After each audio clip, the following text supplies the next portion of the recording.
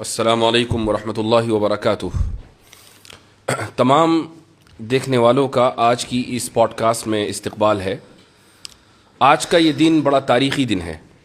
अभी चंद घंटे पहले हम कॉन्स्टिट्यूशन क्लब से यहाँ पहुँचे हैं और तकरीबन 10 लाख से ज़ायद लोग चंद घंटों में एक ऐसी डिबेट ऑलरेडी देख चुके हैं कि जिसमें इस तसव्वुर को वाज़ेह अंदाज से साबित किया गया है कि खुदा मौजूद है, हमेशा से मौजूद है और हमेशा मौजूद रहेगा। और आज की इस डिबेट से ये पता चल गया है कि एथिस्टिक वर्ल्ड व्यू दलाइल के मामले में कितना बैंकरप्ट होता है। मुफ्ती शमाइल अहमद अब्दुल्ला नदवी और इसी तरीके से मशहूर मुल्हिद और लिरिसिस्ट जावेद अख्तर के दरमियान ये जो डिबेट हुई है, इसका लोगों को शिद्दत से इंतज़ार था और बहुत बड़ी तादाद में लोग डिसअपॉइंट इस माना कर हुए हैं कि मैं ख़ुद ये समझ रहा था कि शायद कुछ मजबूत दलाइल एथिस्ट्स की तरफ से आएंगे और मलाहिदा शायद कोई नई दलील पेश कर पाएंगे। हम इस मैदान में एक अरसे से काम कर रहे हैं और मैं हमेशा ये दावे के साथ कहता आ रहा हूँ कि इल्हाद बग़ैर किसी दलील के एक बेबुनियाद इमारत के ऊपर खड़ा हुआ है और अल्हम्दुलिल्लाह ये बात फिर साबित हुई। इसी तरीके से एक और बात जो मैं अक्सर व बेशतर कहता हूँ और शायद लोगों ने ये बात कहते हुए मुझे सुना होगा कि तकरीबन 70 to 80% केसेस में इल्हाद की वजह मेंटल ट्रॉमा होती है और शायद यही वजह जावेद अख्तर साहब के ताल्लुक़ से भी कही जा सकती है और उसकी एक वजह है।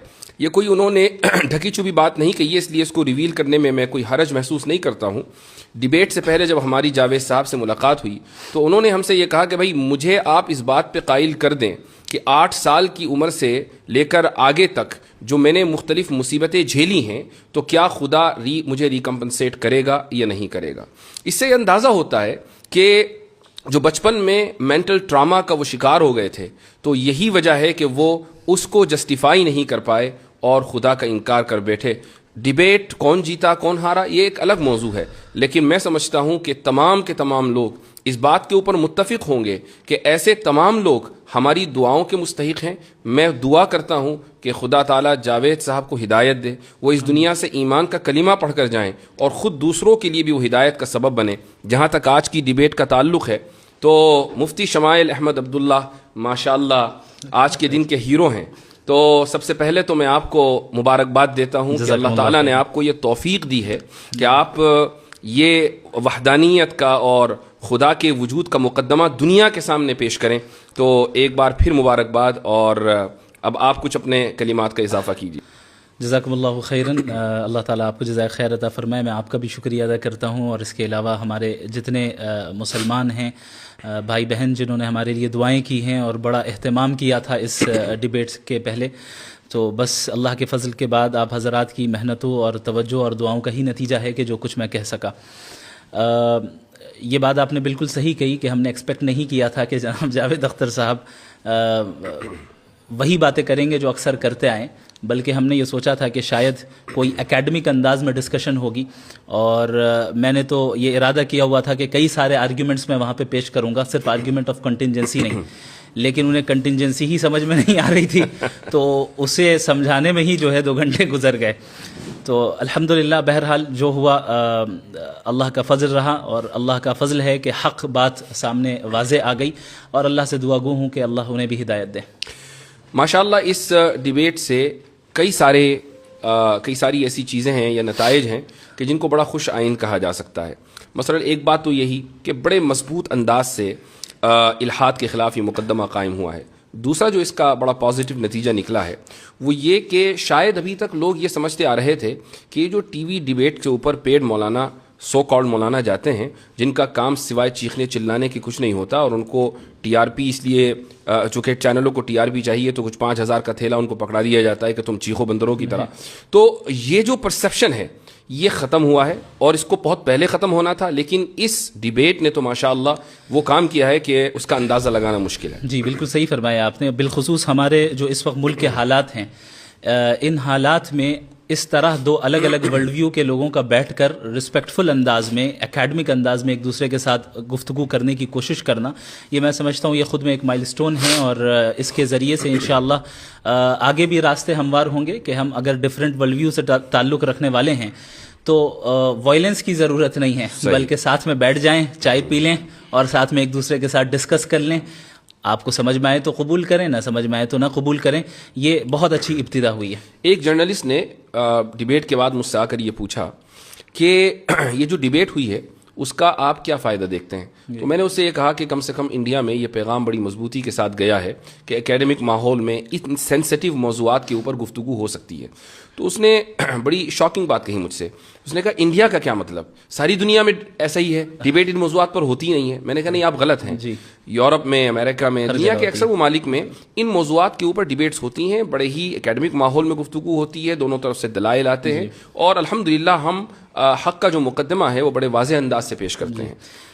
ایک جرنلسٹ نے مجھ سے بھی کچھ اسی طرح کا سوال پوچھا تھا. اس نے کہا کہ باقی چیزوں کو چھوڑ کر ڈز گاڈ ایگزسٹ پر ہی کیوں بات ہوئی؟ تو ہم نے کہا کہ بھائی ہمارے نزدیک گاڈ کا ایگزسٹنس جو ہے وہ در حقیقت سب سے بڑا مسئلہ ہے, اور گاڈ پر ایمان لانا یہ سب سے بڑا مسئلہ ہے, چونکہ باقی ساری چیزیں سیکنڈری درجے کی چیز ہے. ہمارے لیے ہم اس دنیا میں آئے ہیں, ہماری زندگی کا پرپس جو ہے وہ اللہ کو راضی کرنا ہے, اللہ کی اطاعت کرنا ہے. تو یہ سوال دراصل اس بنیاد پر مبنی ہے کہ آپ اس چیز کو ایک سیکنڈری اور پرائیویٹ چیز سمجھ رہے ہیں, اور سمجھ رہے ہیں کہ اس کی کوئی خاص اہمیت نہیں ہے, آپ کو صرف مادی اور مٹیریلسٹک جو ہے ترقی کرنی ہے. یہی ورلڈ ویو دراصل جو ہے مغربی دنیا نے دیا ہے کہ کس طریقے سے لوگوں کو مٹیریلزم میں مبتلا کر دیا جائے, اور الحمدللہ اللہ نے چاہا تو یہ ایک بہت بڑا سبب بنے گا کہ لوگوں کو حق ان تک پہنچے اور سمجھیں کہ ہم اس دنیا میں کیوں آئے ہیں اور ہماری زندگی کا اصل مقصد کیا ہے. ضرور, ماشاء اللہ.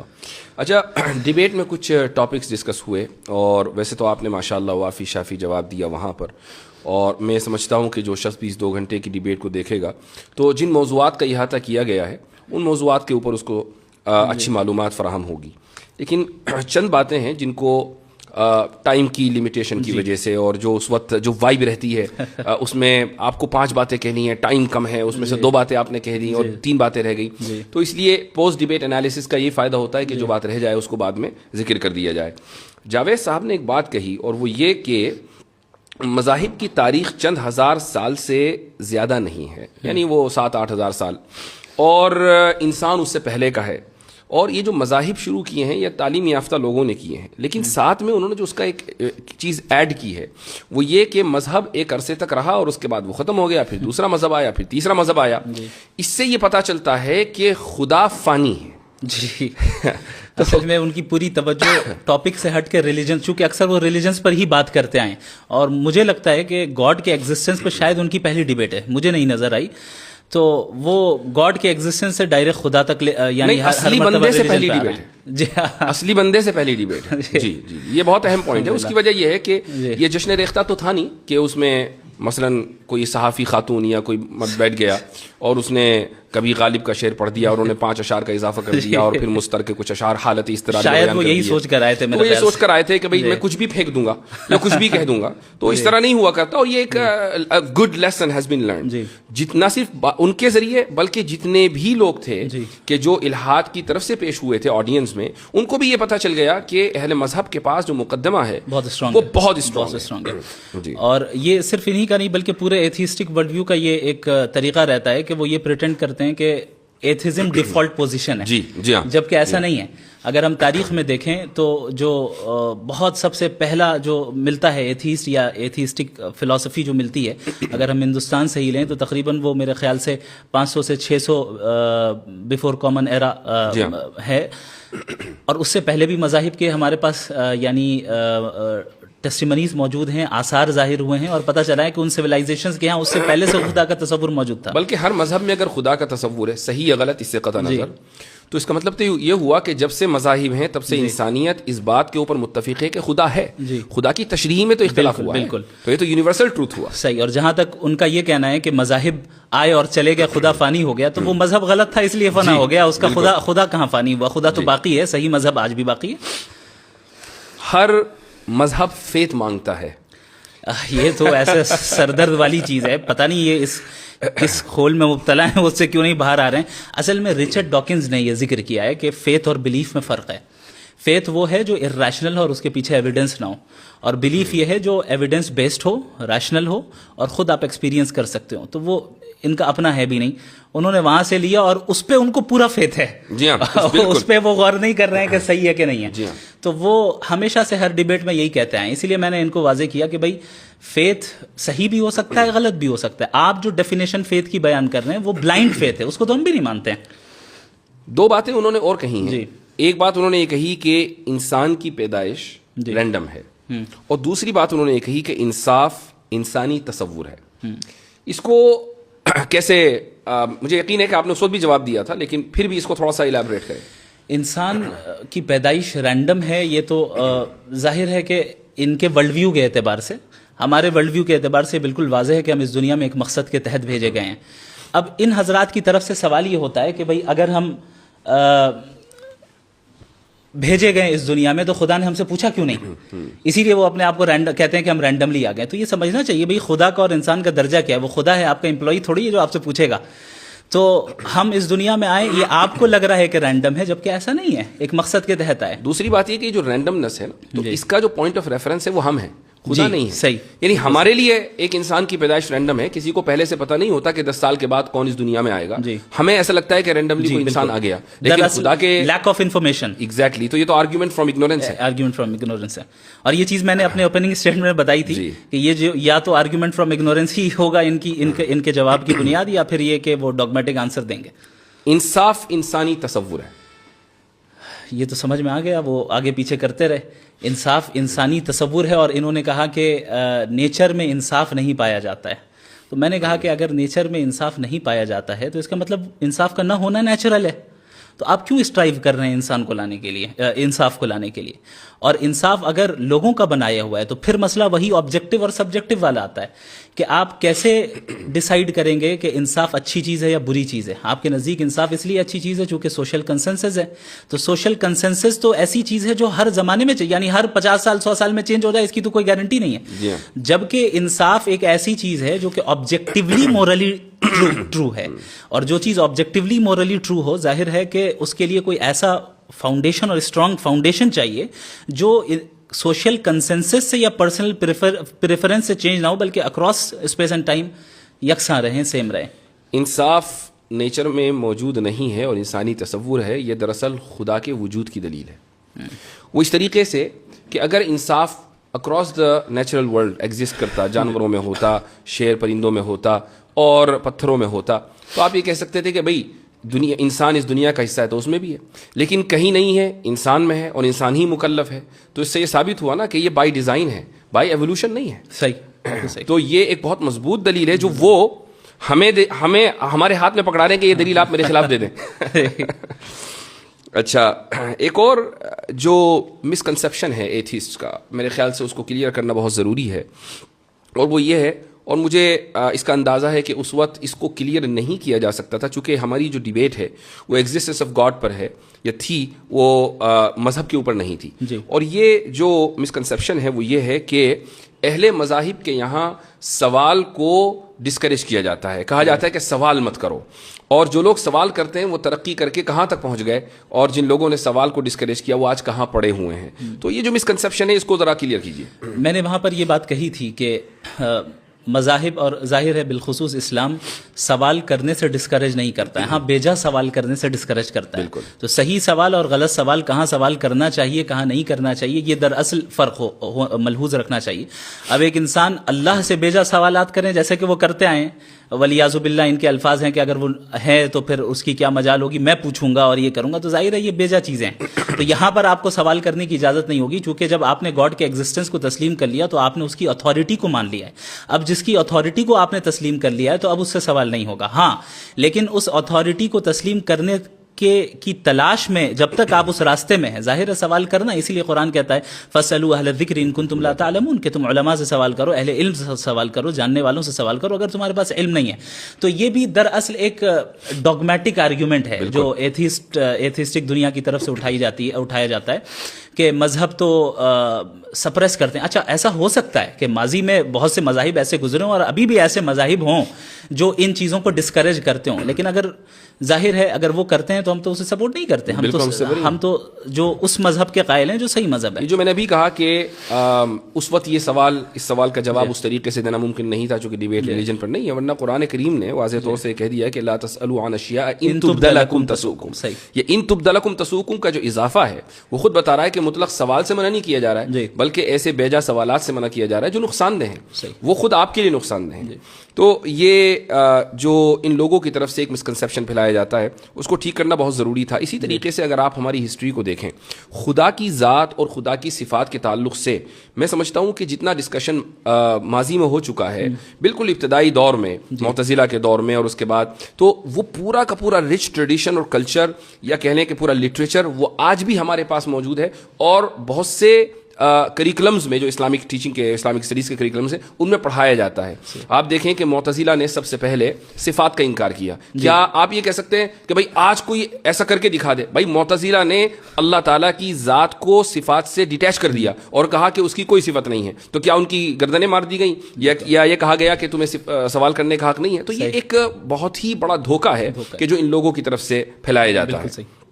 جی ہاں, ایک بڑا بچکانا سوال آیا اور میں تو بہت زیادہ حیرت زدہ رہ گیا, اور یہ حیرت کی وجہ یہ رہی کہ جب میں نے اس موضوع کے اوپر کام کرنا شروع کیا آن لائن اور سوشل میڈیا کے اوپر میں آیا, تو بالکل ابتدائی دنوں میں غالباً یہ بات ہے 2016 یا 17 کی, تو اس وقت جو بہت لو آئی کیو قسم کے اسلاموفوبز ہوا کرتے تھے وہ آ کے یہ سوال کیا کرتے تھے کہ قرآن میں ڈائناسور کا تذکرہ کیوں نہیں ہے.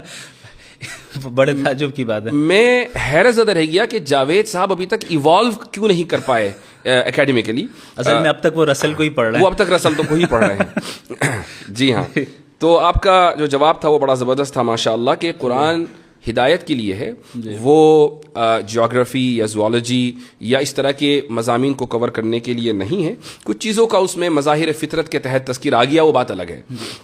اچھا, اب آ جاتے ہیں ہم اس عظیم الشان لفظ کی طرف کہ جس کو ہمارے جاوید صاحب آخر تک سمجھ نہیں پائے.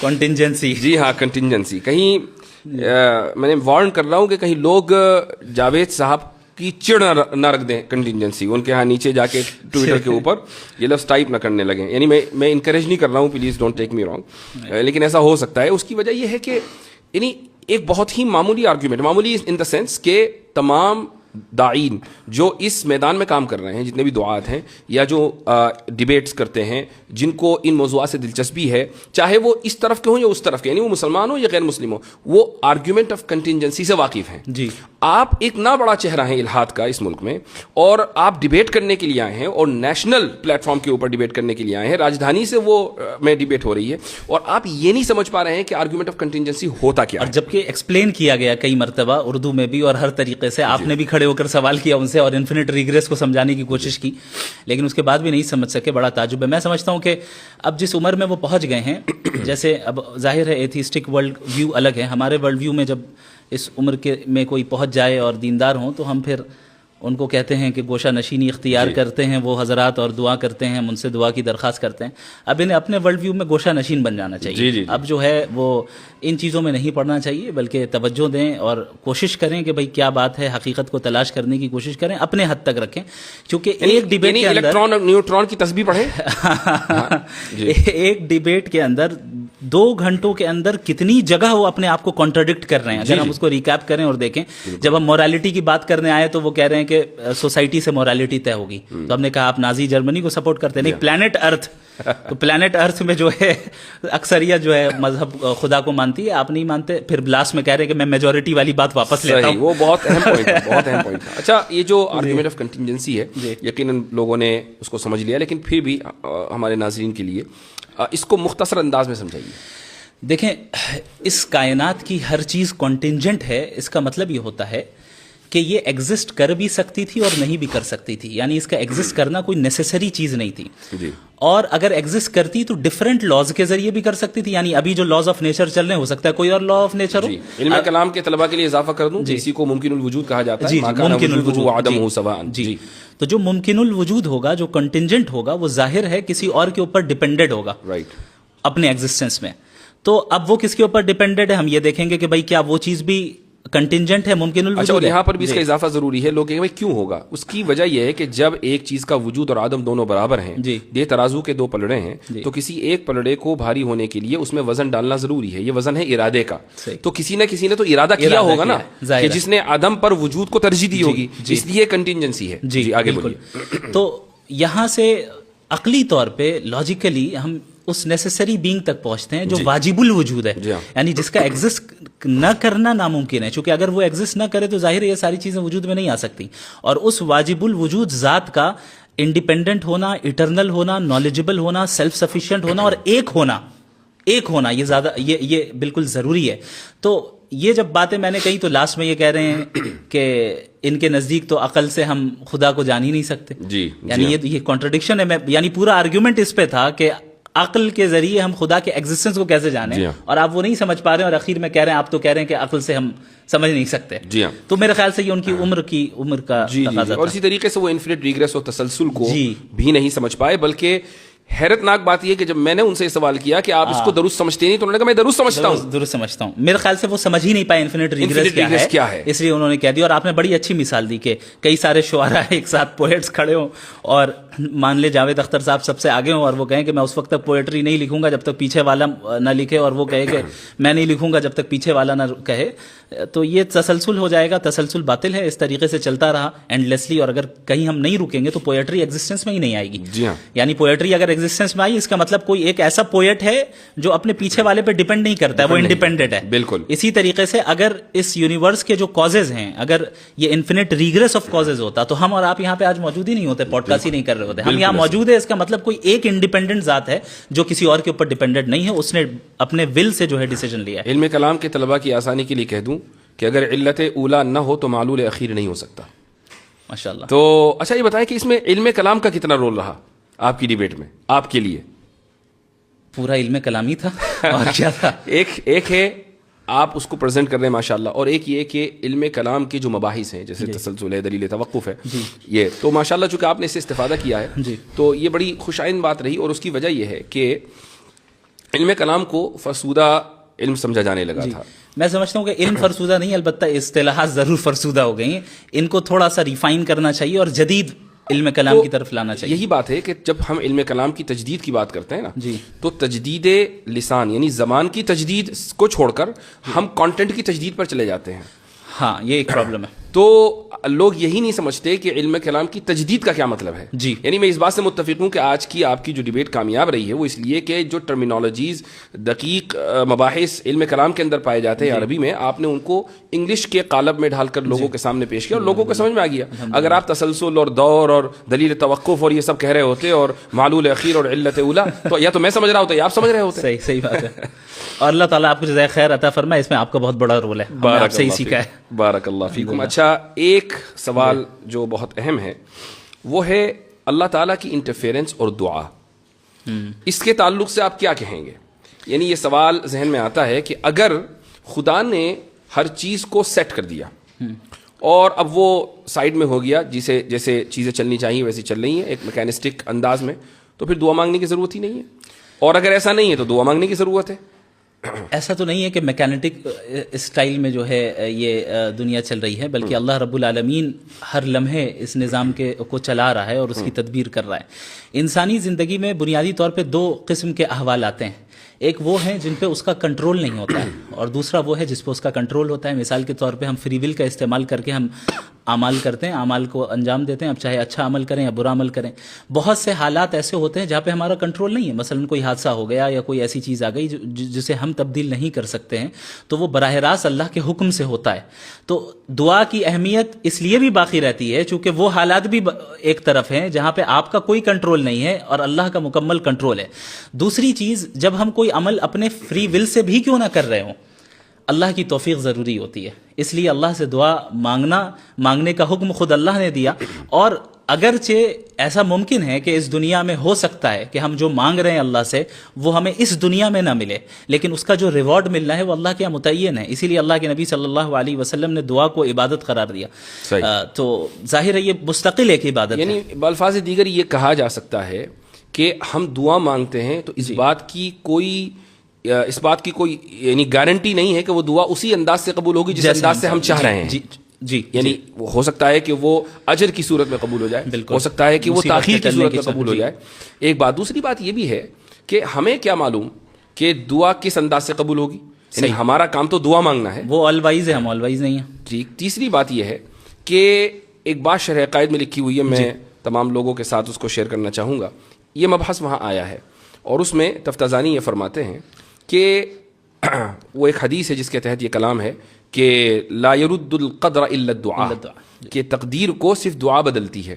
اب یہاں سوال یہ ہوتا ہے کہ کیا دعا سے واقعی تقدیر بدل جاتی ہے؟ تو اس کا جواب انہوں نے یہ دیا ہے کہ مثلا ایک انسان ہے اور اس نے دعا, اللہ تعالیٰ کے علم میں یہ بات ہے کہ یہ دعا مانگے گا اور دعا مانگ کر فلاں کام ہوگا. یہ دعا بھی چونکہ عبادت ہے, تو اگر یہ دعا مانگے گا نیکی کی تو اس کی عمر 60 سال ہوگی, اور دعا نہیں مانگے گا تو اس کی عمر 40 سال ہوگی. لیکن چونکہ اللہ کے علم میں ہے کہ دعا مانگے گا تو ہر حال میں دعا مانگتا ہے, تو دعا نہ مانگنے کے لیے جو ایلیجیبل عمر ہے دعا نہ مانگنے کی صورت میں وہ 40 سال ہے, اور مانگنے کی صورت میں جو ایلیجیبل عمر ہے وہ 60 سال ہے. اور یہ دونوں چیزیں اللہ تعالیٰ کے علم میں ہیں. تو وہ یہ ساری چیزیں, یعنی اس سے جو میں نے اضافہ کیا ہے بتانے کا مقصد یہ ہے کہ یہ جو مباحث آج کانسٹیٹیوشن کلب میں ڈسکس ہو رہے تھے, یہ تو تفتازانی نے 1000 سال پہلے لکھ دیے نا. بات یہ ہے کہ ہمارے جو طلباء ہیں, اساتذہ ہیں, میں ان کی توجہ اکثر و بیشتر اس طرف مبذول کراتا ہوں کہ آپ کے پاس ایک مضبوط علمی روایت ہے, اس مضبوط علمی روایت کو صرف پیش کرنے کا سلیقہ چاہیے, بالکل اس کے علاوہ اور کچھ نہیں. ایک اور لاسٹ پوائنٹ میں ذکر کروں گا اور اس کے بعد انشاءاللہ اپنی گفتگو کا اختتام کرتے ہیں. ملحدوں سے ایک سوال ضرور کیا جانا چاہیے کہ بھائی یہ کیا وجہ ہے کہ انسان ہی کے اندر اتنا شعور آیا ہے کہ وہ if then یعنی if A then B کا سوال کرتا ہے. یہ سوال گھوڑا, گدھا, بکرا یہ سب کیوں نہیں کرتے؟ جبکہ ڈاروینین ایوولوشن کے قائل ہیں, ڈاروینین ایوولوشن کے قائل ہیں, سب کا ایوولوشن ہوا ہے. تو کہیں گے نہیں, اصل میں وہ انسان کے اندر جو نیورونز ہیں, نیورو سیلز ہیں, وہ زیادہ ہیں. تو اگر یہ دیکھا جائے تو بھئی ہاتھی کے اندر زیادہ ہیں. وہ کہیں گے نہیں, اصل میں فرنٹل لوب میں جو نیورو سیلز ہیں نا وہ زیادہ ہیں. تو ٹھیک ہے, یہ آپ نے کیسے کا جواب دیا نا, آپ نے کہا اس لیے شعور ہے کہ اس کے فرنٹل لوب میں نیورو سیل زیادہ ہیں. میں پوچھتا ہوں کہ کیوں زیادہ ہیں؟ کیوں کا جواب سائنس کبھی نہیں دے سکتی, وہ میکینزم کو ہی بتاتی ہے. جی ہاں.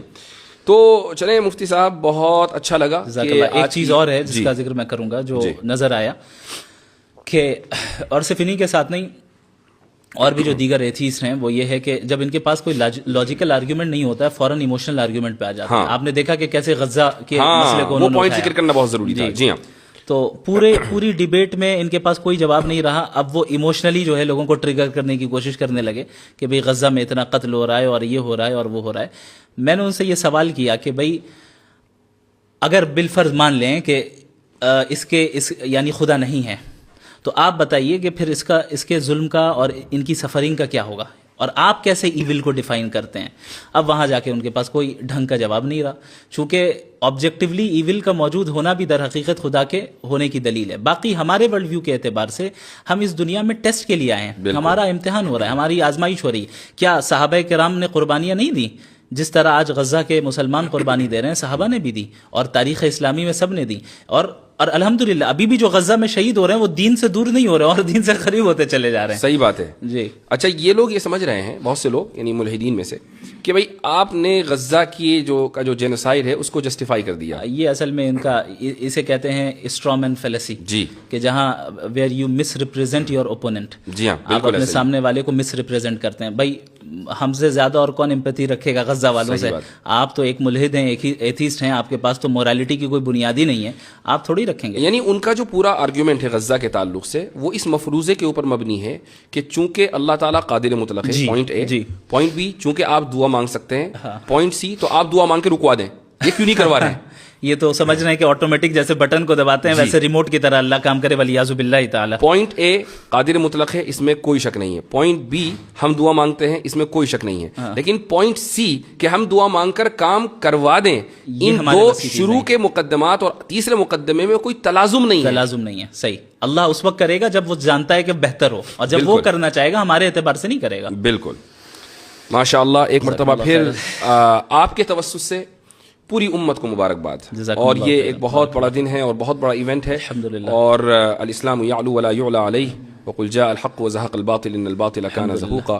جزاكم الله خير بارك الجزاء. الله فيكم. بل نقذف بالحق على الباطل فيدمغه فإذا هو زاهق ولكم الويل الويل مما مما تصفون. تصفون. جزاكم الله خيرا.